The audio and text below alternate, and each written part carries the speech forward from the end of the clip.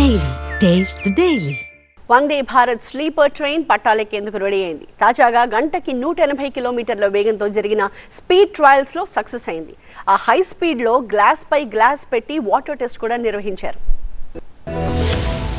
భారతీయ railway రంగంలో విప్లవాత్మక మార్పులకు శ్రీకారం చుడుతూ రూపొందించిన వందే భారత్ స్లీపర్ రైలు తమ సామర్థ్యాన్ని మరోసారి చాటుకుంది. రాజస్థాన్లోని కోటా నాగ్డా సెక్షన్ల మధ్య నిర్వహించిన హై స్పీడ్ ట్రయల్స్ లో ఈ రైలు గంటకు 180 కిలోమీటర్ల గరిష్ట వేగాన్ని నమోదు చేసి రికార్డు సృష్టించింది.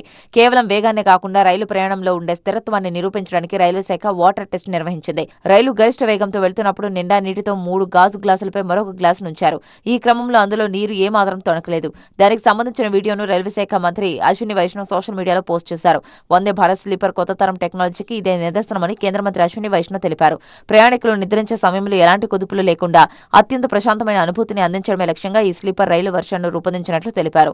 ఈ స్లీపర్ రైల్లో మొత్తం 16 కోచులుంటాయి. వీటిని విలాసవంతమైన సౌకర్యాలతో అత్యాధునిక టెక్నాలజీతో తీర్చిదిద్దారు. ప్రయాణికుల కోసం 11 third AC, 4 second AC, 1 first AC కోచ్లను ఏర్పాటు చేశారు. భద్రత కోసం స్వదేశీ టెక్నాలజీ అయిన కవచ్ వ్యవస్థను, విమాన తరహాలో బయో వ్యాక్యూమ్ టాయిలెట్లు, సెన్సార్ లైటింగ్ వంటి ప్రత్యేకతలను ఈ వందే భారత్ స్లీపర్ రైల్లో ఏర్పాటు చేశారు.